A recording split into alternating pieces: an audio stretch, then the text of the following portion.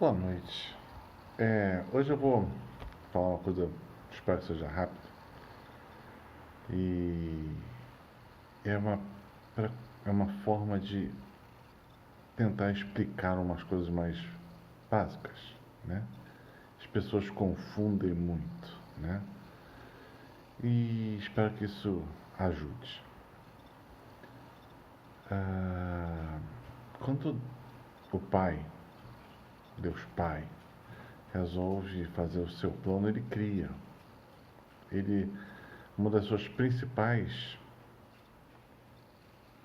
características é que ele é criador, ele gosta de planejar, ele gosta de criar, ele gosta de fazer, né? E se você pega na palavra, é engraçado que fala assim, o Senhor foi lá e fez o mundo, né? Fez a criação, e só que estava meio bagunçada a coisa, né? Porque ele sai criando, é da natureza dele, ele é expansivo.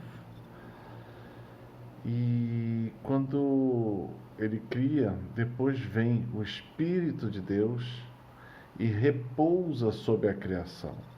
Quando ele repousa sobre a criação, Deus Espírito Santo, ele começa a botar ordem na criação de Deus, Pai. É engraçado, né? Cada um tem a sua função. E tudo isso é feito para o Deus Filho, Jesus Cristo. Essa é a ordem. Então, muitas vezes, você vê isso acontecendo na Bíblia, na palavra, né?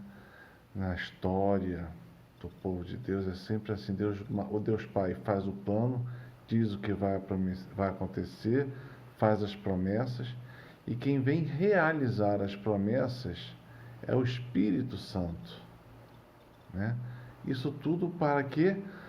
Para aquilo que Deus Pai falou, para que tudo fique colocado para o seu Filho Jesus, o Mestre, o Criador, o Messias, né, que a gente espera, o ungido de Deus, o Cristo, o escolhido, o amado do Pai e do Espírito. Então, sem saber isso, já fica mais fácil. Então, é o Espírito Santo que vem botar ordem na casa, e é o Espírito de Deus que faz as coisas acontecerem, né? Você também pega, porque no Antigo Testamento pouca coisa se falava sobre o Cristo, porque eles não sabiam muito, e só sabiam à medida que o Pai revelava, né? O Pai falava, e quando ele falava, eles iam conhecendo a história, eles não tinham esse conhecimento todo. E você vê que no Antigo Testamento ele fala o Espírito do Senhor, ele fala a sabedoria do Senhor. Isso tudo ele está falando sobre o Espírito Santo, né? Também era um jeito do Pai operar, de Deus operar, era que ele falava, não era com todos, ele escolhia alguns, e aquele escolhido, ele vinha com o Espírito Santo e ungia aquela pessoa e passava a ter um relacionamento muito estreito com aquele servo de Deus. A maioria deles a gente conhece como profetas, ou juízes, ou patriarcas, mas em cada um deles tem uma história muito próxima ao Pai, ao Filho e ao Espírito Santo. Eles, à medida que o Senhor revelava, eles têm um conhecimento, né? E assim também é conosco, o Senhor vai nos revelando, a gente vai tendo o conhecimento segundo aquilo que ele vai mostrando devagarzinho para a gente. Você vê, né? Vamos pegar outra estrutura, Jesus, desde o começo ele sabia tudo o que acontecia com ele? Não sabia, né?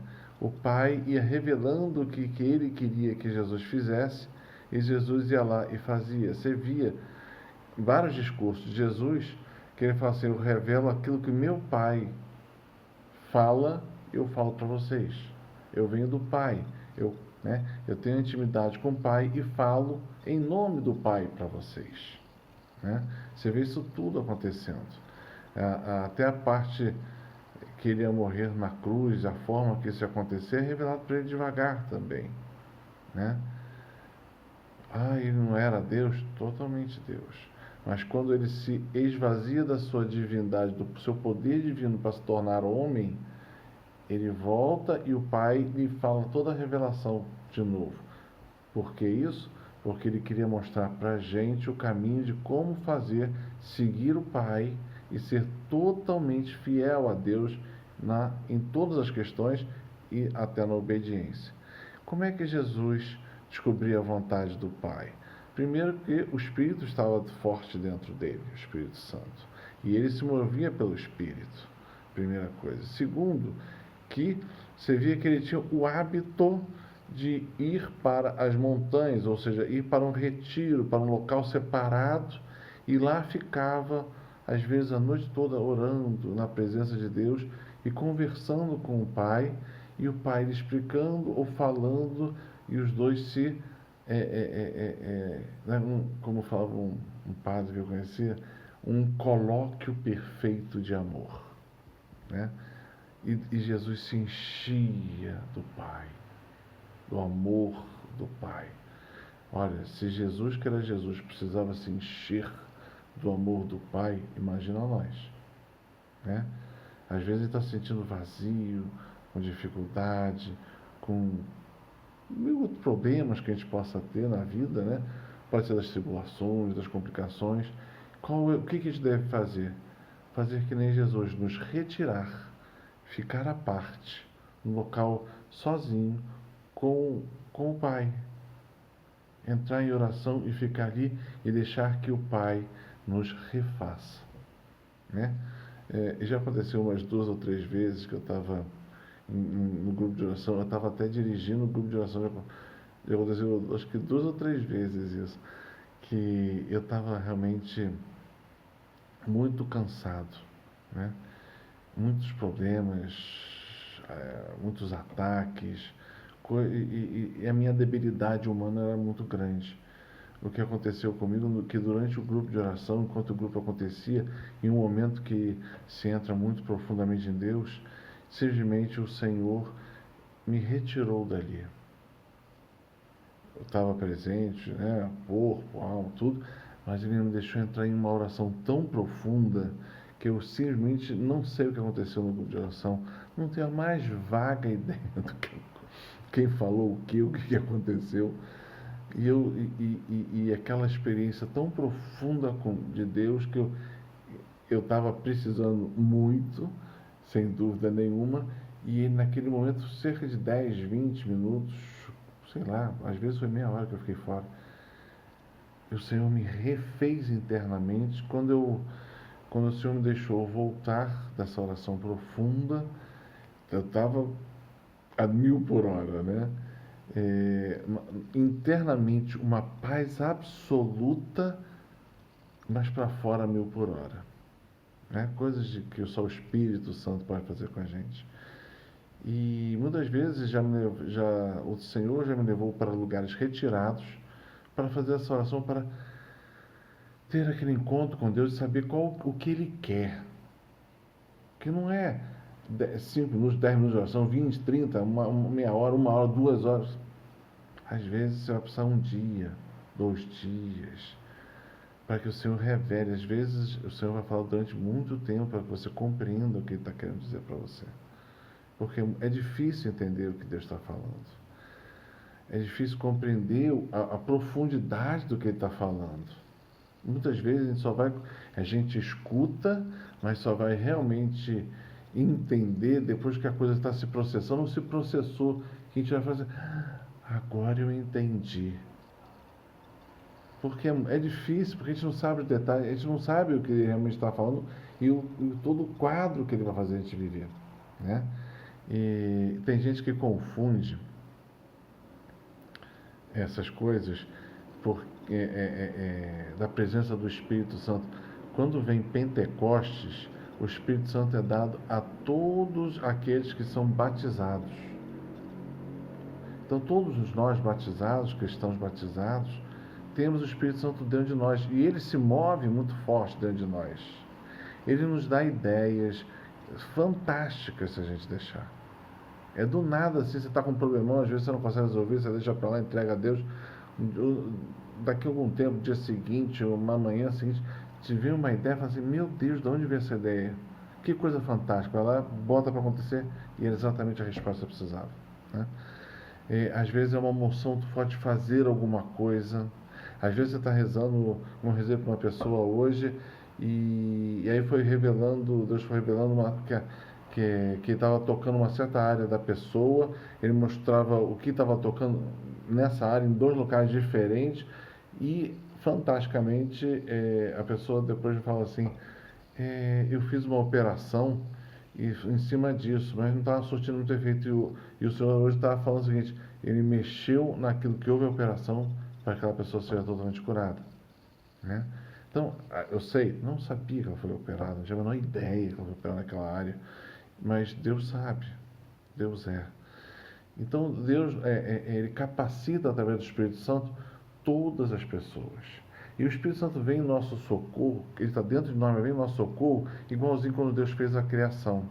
Né? Por que eu estou dizendo isso? Deus me criou, mas muitas vezes eu sou a própria bagunça, né? Eu sou todo complicação, eu sou todo, tem mil problemas, essa coisa toda. Ou seja, nós seres humanos somos assim. E aí Deus vem com o Espírito Santo sobre nós, assim como veio sobre a criação, repousa sobre nós e começa a consertar a nossa casa, consertar a nossa inteligência, nossas memórias, consertar o nosso coração, nosso modo de pensar e ver as coisas, consertar nosso modo de viver, consertando todo o nosso ser, para que a gente realmente tenha vida e vida em abundância. Se não consertar, a gente não consegue. Né? Essa é uma verdade, que não tem como fugir. E eu queria deixar isso também claro, né? E o Senhor bota os seus anjos para ajudar. Às vezes os anjos aparecem só de forma figurada, às vezes eles agem sem te perceber, às vezes eles aparecem para muitos dos servos de Deus, às vezes eles fazem coisas fantásticas.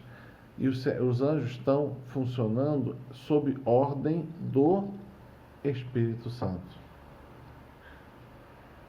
É o Espírito Santo que bota a ordem na bagunça. Né?